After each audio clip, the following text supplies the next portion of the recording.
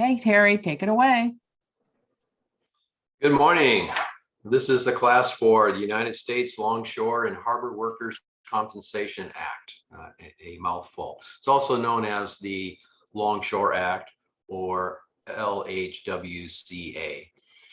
My introduction, my background is I retired as a contracting officer with the Department of Defense 2.5 years ago after 29 years of experience.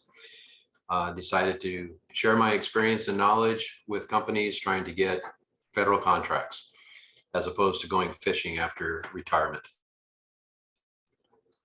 The goal of this session is for you to become aware of the Act, the impact on you, and where to turn to seek for assistance. As many of you know, there is a contract requirement for liability insurance to work on federal installations, but many of you know little to nothing about the Act and the insurance to protect you from bankruptcy. But many federal agency contracting officers know little to nothing about the Act also. So you can bring it to their attention after today. As a contracting officer myself, I didn't learn about this Act until about 2004. 10 years before I retired. And that was because I had to deal with it every week because I worked as a contracting officer in the shipyard in Bremerton, Washington. So every week I was calling the Department of Labor and asking them, was it subject to the Act or not? And then putting in my solicitation. You can ask questions throughout the class or jot down your questions for the end. I'll address all your questions today. So let's get started. Down to the road of enlightenment. Next slide. So our agenda for today is I'll give you some background for the Act, the insurance requirement, the impact on you, when it's applicable and when it's not, and who to contact for help. And then we'll open it up for questions and answers at the end. Next slide is background. So the Act was passed in 1927 and has been amended twice in 1972 and 1984, expanding the Act to cover more areas like non-appropriated funded employees. There's two terms that you need to be aware of. One is situs and status. Situs is where the work is located. So for example, Puget Sound Naval Shipyard or the Coast Guard Air Station at Port Angeles. That's situs. That's situs. Status is the type of work that's being done. So for example, it's in the shipyard, it's a production facility for repair of ships that are tied up in the shipyard. That's status. The Act provides for compensation, medical treatment, and vocational rehabilitation. Next slide. There aren't many slides to this topic, but they're jam-packed with information on each one. Coverage. So, you know, a person might think that this is an act like law for passed by the federal government, so it only applies to federal contracts. Well, that's not true.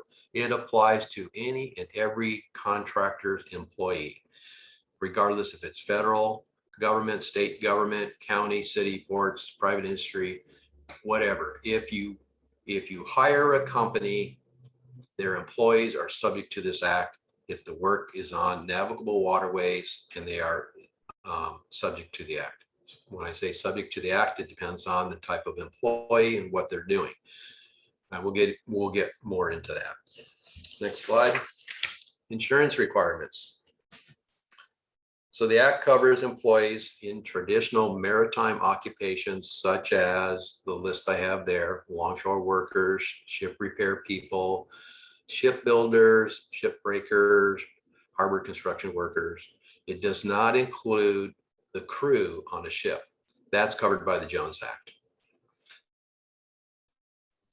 The Act covers non-maritime workers, not covered by state workers, workmen's compensation benefits, like state of Washington labor and industry, that perform work, and this is key, on the water, over the water, under the water, or next to navigable waterways.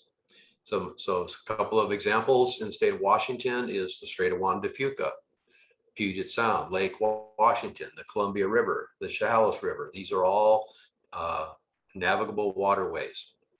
And for Western United States, it also includes facilities inland. So it doesn't have to be on a navigable waterway. In the Western United States, the courts have ruled they have an expanded interpretation of the act, and they include areas inland that are supporting vessels on navigable waterways. So if you go to the Gulf of Mexico, or you're on the Atlantic seaboard, the courts have interpreted the act differently. It can only be on or next to navigable waterways. On the West Coast, and I'll give another example later on, it can be inland also in support of a vessel on a navigable waterway. So in the state of Washington, Casey, did you get the handout for this class also? No. I think it was probably sent to Carrie, but I'm sure Oh. she will forward it to me. Okay, so it's available to you. So what I did is I did a search. It's the United States Coast Guard that's responsible for determining what waterways are navigable. State of Washington, we have 103 navigable waterways. I was blown away. Through my mind, and before I went to this site to find it, I was thinking, okay, it's a Strait of Juan de Fuca, Lake Washington, so on. So I maybe came up with 10. I was blown away when there's 103 of them just in the state of Washington. So here's a handout of all of them that are identified by the U.S. Coast Guard, navigable waterways in the state of Washington, and they're in alphabetical sequence. It's about 5 pages there. And I have provided the website there for you to find the list also. Next slide. Washington Labor and Industries. Relatively few workers in the state of Washington are aware of and is aware of if they are working on or over navigable waterways and are hurt or made ill or worse, die, they may not be covered by Washington's worker compensation system, Washington L&I. This is very much true because there's been claims or individuals who have gotten injured or ill, or the individual died and the family pursues compensation, and they submit a claim to the state of Washington L&I. Washington State comes back and says, work on the navigable waterways is not covered by state L&I. So then the individual or family has to pursue a claim against the act, the Longshore Harbor Workers Compensation Act.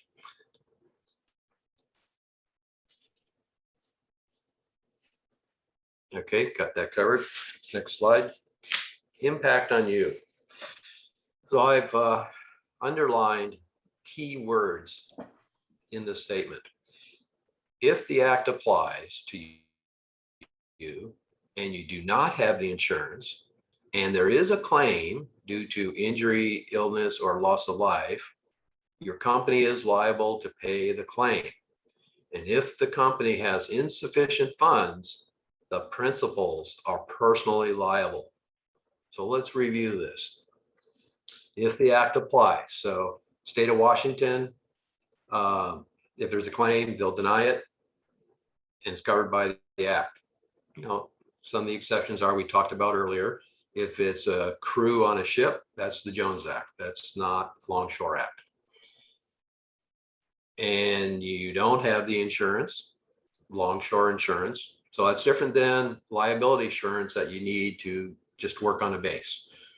If you're working on the base, you need the liability insurance. But if you're working down by the navigable waterway, like in the shipyard or out at Bangor, or the ship repair facilities in Tacoma or Seattle, and there is a claim, the employee got injured or he got sick as a result of working there, the company is liable for paying that claim. Adjudication is done by the Department of Labor. They have a special division just for this act. If the company. Can I ask a question? Yes. Would it be, so if, in a lot of these things, there's a, like a prime and a sub, would the prime be responsible, or is it strictly the actual employer of the person who's injured? Well, if the individual is working for a subcontractor, the subcontractor needs to have the insurance. If they don't have the insurance, then I believe it's going to roll up to the prime contractor. There also have been lawsuits that when the prime contractor didn't have the insurance, then they went after the federal agency or the government, the state, the city, the county, whatever. I don't know if those suits have been successful though. Somebody needs to have the insurance. The government has the deep pockets. The prime contractor should have insurance because they were awarded the contract for that work, even though they subcontracted out a portion of it to a subcontractor who is doing some of the work on the waterfront. So in that case, both entities should have the Longshore Act insurance, the prime contractor and the subcontractor, because they're both doing the work. Did I answer your question?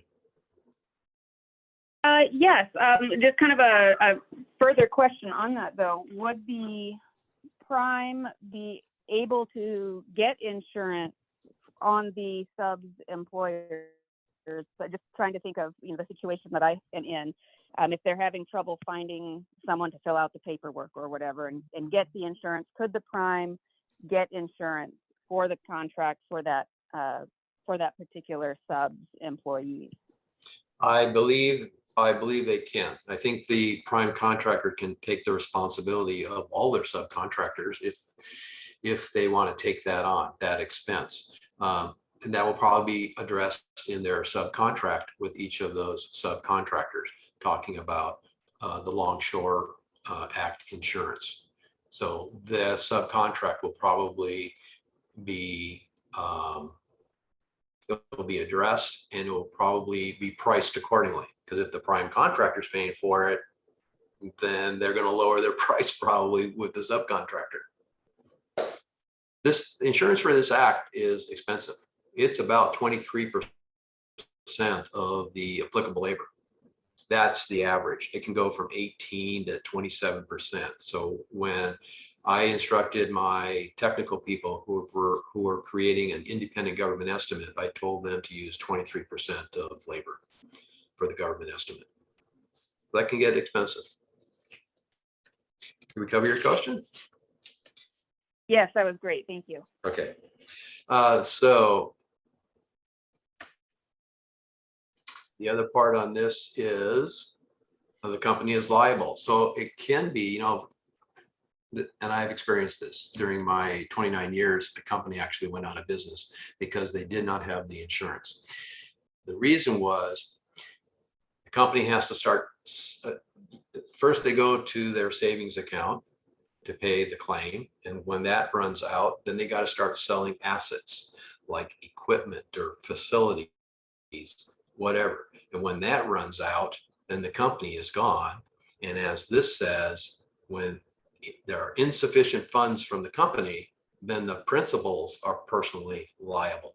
So this is key. And what we're talking about here is after the company has sold off everything and they haven't paid the claim in full, now it goes after the owners personally, the president, the principal. So if they were an LLC or incorporated, those people that are identified in that legal document as the principals, now they have to start paying the rest of that claim. I'm sure I'm going to evoke a question here. If not, we'll move on to the next. Applicability. So this is one of your questions that you asked early on, applicability. So the first part is when it applies, and the second part of the screen is when it does not apply. So when it applies to production buildings supporting vessels, the installation of utility systems which will provide service to a vessel. The demolition of a facility which is replaced with a production facility. So those are three examples of when it applies. And I can go into each one of these. A production building supporting a vessel. For example, the shipyard. The whole purpose of the shipyard is to repair ships. But as we will see, there are some exceptions. But all the production buildings in the Puget Sound Naval Shipyard are supporting the vessels tied up at the piers and the docks at the shipyard. So any work that's being done in those buildings is subject to the act, with some exceptions. Installation of utility systems. So they're replacing underground power distribution system in the shipyard, and that distribution system supports the vessels that are tied up at the piers or the docks. Any work being done on those is subject to the act because it is work being done in support of the ships. The third one, demolition of the facility to replace a production, which is replaced by a production facility. So they're tearing down the building. If they're just doing a demolition and no follow-on construction, it would not be applicable to the act, or the act would not be applicable to that work. But if they're demolishing a facility and building another facility as part of that contract, then that work is subject to the act. Okay, now let's move on to not applicable. So in the shipyard, all of these things exist. These are exempt from the act. Administrative buildings, retail services, housing, garages and parking lots. And as we talked about above, repairs to utility systems, not applicable. Repairs to utility systems, even if they provide service to the vessel. I think we've got a typo there. So if they're working on a utility system, but it's not in support, or that doesn't provide electricity to the docks where the ships are, then it's not applicable. I got to mark that. I got to review that. Okay. Facilities for unions are exempt. Demolition of a facility that's not replaced, mentioned that. Delivery drivers. So let's talk about that. Your company has a contract to do repairs to a dock or a pier or to a vessel that's tied up to a dock, but you hire or you make purchases from supply companies that are going to deliver the materials to you on the dock, say via truck. The delivery drivers are exempt from the act. Okay, so just in general, delivery drivers. So they're coming out, they're spending an hour on the site, unloading and leaving. They're exempt from the act. And in one of the last amendments to the act, they added aquaculture. So we know these fish farms out in the Strait of Juan de Fuca, certainly they're in a navigable waterway, but they're exempt from the act. Questions about applicable or not applicable? Just quickly, if somebody is in administration supporting, so it's not the building of an administrative building, but somebody is actually, let's say, an office manager or something, but they're working next to the navigable waterway, are they subject to the act? Okay, there's two facets to that question. One, so for example, in the shipyard is a large 5-story building that is the administrative building. The shipyard commander is in there and all his staff and whatnot. Any work done to that building is not applicable to the act because it is exempt because it's an administrative building. On the shipyard, there is a Navy hospital clinic that's exempt. There is officer housing on the base. There are bachelor enlisted quarters on the base. There are 13 stories high. That's where the sailors live. Any work on those buildings is exempt from the act. But to get the other part of your question, if there is an administrative person who is working in a production building, for example, well, so it'd be a administrative person of the contractor is what we're talking about, not an administrative person, civil servant to the shipyard, because they're all exempt from the act. Okay. So it's only contractors' employees. And if the contractor has an administrative person working on site, believe they would not be subject to the act. But typically administrative people are working in the home office and they're covered. Right. And so they're an indirect expense to that work that's being done on site. But you know, there's always exceptions. The contractor may have a trailer on site. So that would be not home office overhead, but field office overhead. They have a trailer that they mobilized on site next to the work site, and they may have some administrative people in there. In most cases, they would be exempt. So like I said earlier, is that the applicable employees that are subject to the act, not necessarily all employees working on that contract on the waterfront are all subject to the act. Like you mentioned, I think a good example is an administrative person working in the trailer for the contractor for that project that's being worked on the waterfront. So they may have a CAD operator or a secretary answering the phones and whatnot. They may be exempt.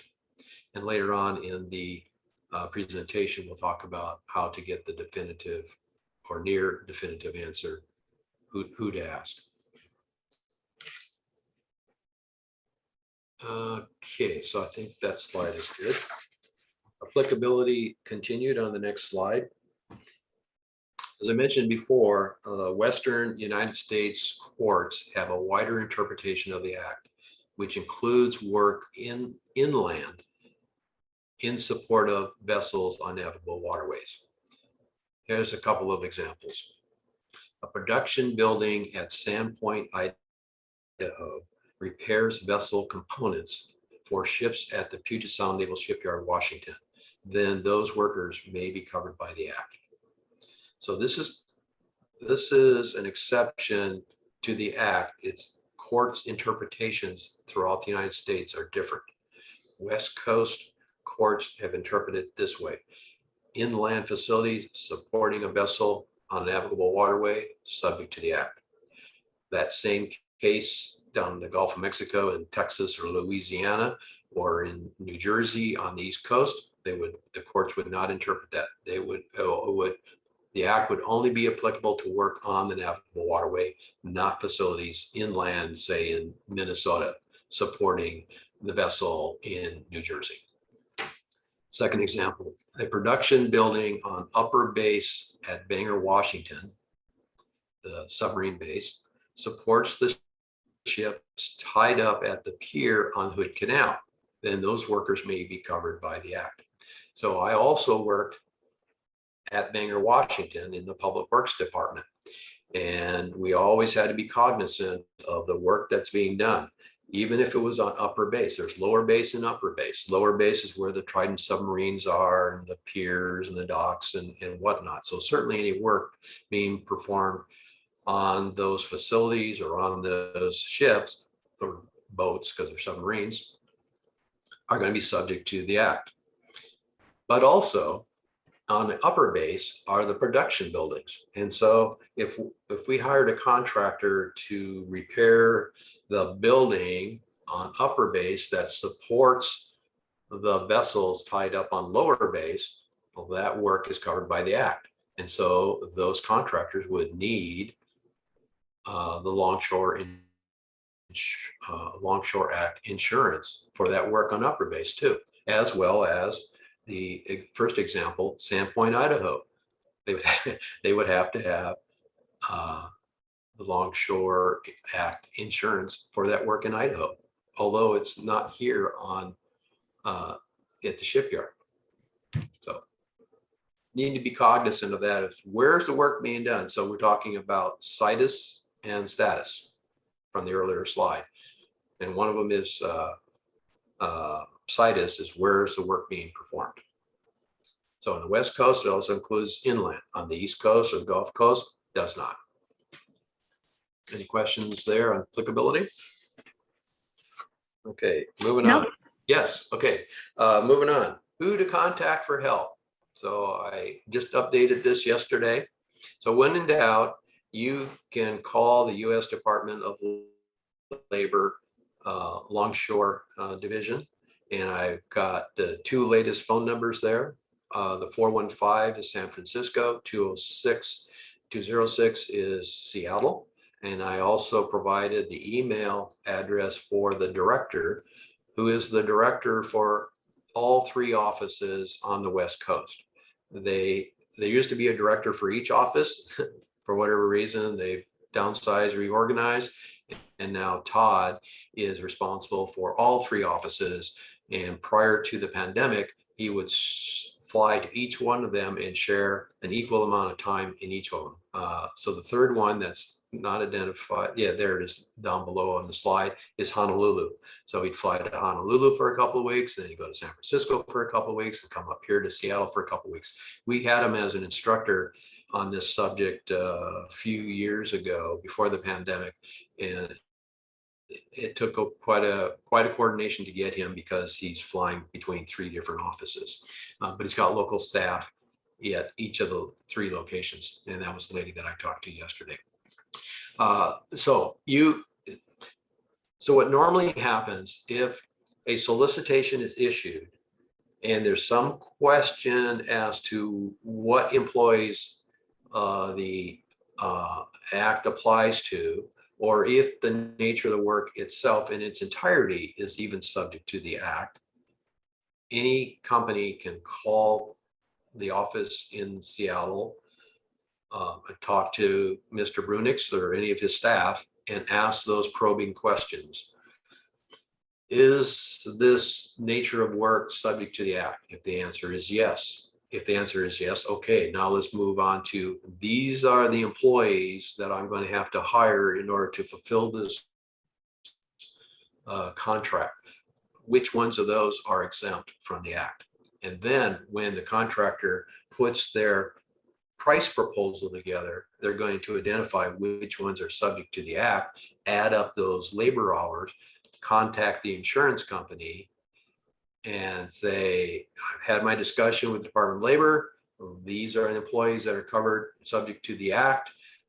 This is the number of hours. This is the categories. I need to buy the insurance for them. So some companies only provide liability insurance. Some companies provide both. There's not many companies that provide insurance for the Longshore Act, but they're available. And the Department of Labor office, these phone numbers and email address can refer companies to the insurance companies that do provide the insurance for them. As I've stated there, they will also refer you to insurance policy providers. And there are different types of insurance providers. Some have pools, some are just insurance underwriters. There's different ways of getting the insurance. So I already mentioned the West Coast offices are in Seattle, San Francisco, and Honolulu, and Todd, Mr. Brunix, manages all three of them. Any questions there? Well, the next slide says, do you have any questions? And then we'll go on to a summary. So any questions on any of that material? No, this is great. Okay. All right. So next slide in summary. If companies go bankrupt because they don't have the insurance. So don't go out of business because you don't have the insurance. Buy the insurance, get covered. And like I said, if anytime a company has a question whether that contract or any of their employees are subject to the Longshore Act, call the Department of Labor. That's what they're there for. And they're more than happy to do that. I've talked to Todd a number of times, even his predecessor. When I was working in the shipyard, I would call him every week because so much of the requirements that I was getting and soliciting and awarding contracts to, because I was in a shipyard, so much of it was applicable to the act. And so at first I was putting it in the solicitation, and then in further discussions with the Department of Labor, that put the risk on me, and I didn't want to do that, me being the Department of the Navy. So I would leave it up to the contractors to determine with their insurance companies whether they needed the insurance or not. And then they would just put it in their price proposal, and I would award a contract to one of the offers.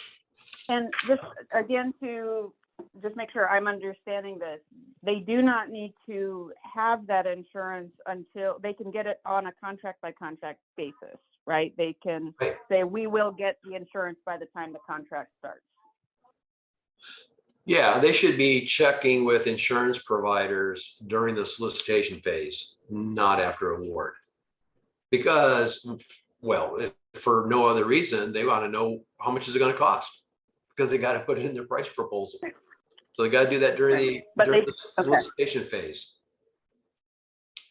But they don't carry it just all the time. It would be for these specific contracts. Yeah. Okay. Absolutely. That's why, our earlier conversation was, I was a little scratching my head. Oh, we can't find DBE companies with the insurance. Don't need the insurance until there's a requirement. So just go look for DBEs. And then if you find one that has the capacity and the capability of performing the work, then that company needs to go out and contact insurance provider. And if they don't know who to go to, you call the Department of Labor, and they'll refer them to any number of insurance providers for Longshore Act insurance. And then once they get that premium that they're going to have to pay, then they put that in their price proposal to the agency or to the prime contractor. I think that should simplify it for you.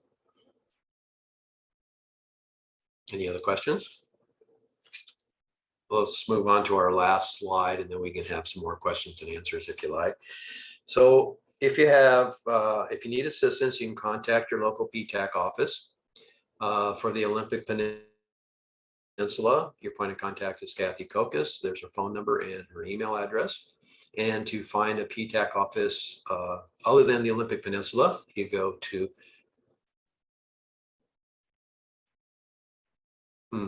I think that should be washingtonptac.org, but you can also find it there, Kitsap at washingtonptac.org. So like you're in Tacoma, we would not be your PTAC office. There's one in Tacoma, Pierce County. So you'd contact your local PTAC office there. They may or may not be able to help you with your questions. And if not, if it's related to the Longshore Harbor Act, I'm probably the one you're going to want to come to for questions, but better yet, actually call the Department of Labor in Seattle, and they'll give you the more definitive answer. All right, so we're back to questions and answers. Any more questions? Not for me. Well, I said it would be a short class. It's 8:45. 45 minutes. Well, this was excellent. Absolutely excellent. Thank you. Good. Leslie, any comments? Well, you always kind of blow me away on your content. And so I'm hoping that this recording will be made available to others looking for more information. So good job as usual. Thank you.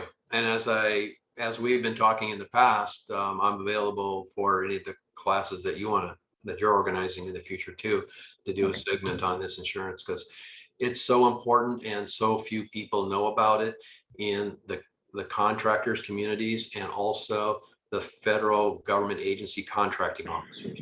I mean, I did 29 years. I didn't know about this until my last 10 years. And then I had to deal with it on a weekly basis, and I learned a lot about it.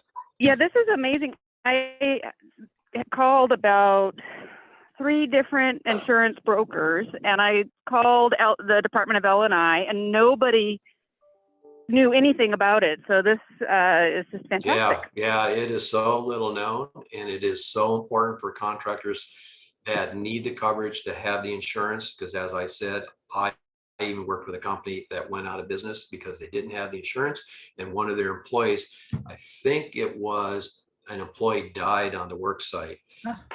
fell between a ship and the pier, down in between, and the ship came up against the pier and crushed him. He died. So his family pursued it and submitted a claim against well, first they did it with the state of Washington, and state of Washington denied it. That's navigable waterways. We don't cover that. And so they then found the Longshore Act and submitted a claim. And the company didn't have enough money. They had to sell their assets, and then then they went after the principals, and the company is gone, not in existence anymore.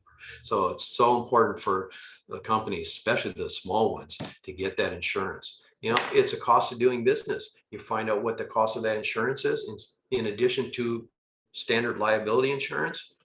Get the premium for the Longshore Act insurance added to your proposal.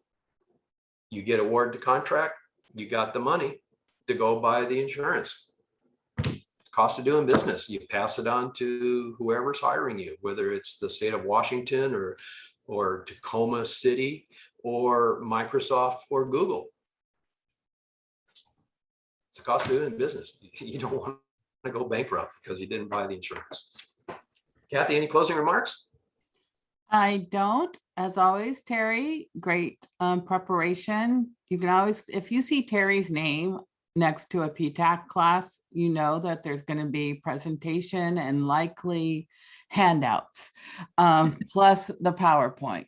And I will make those available to the folks who registered for the class.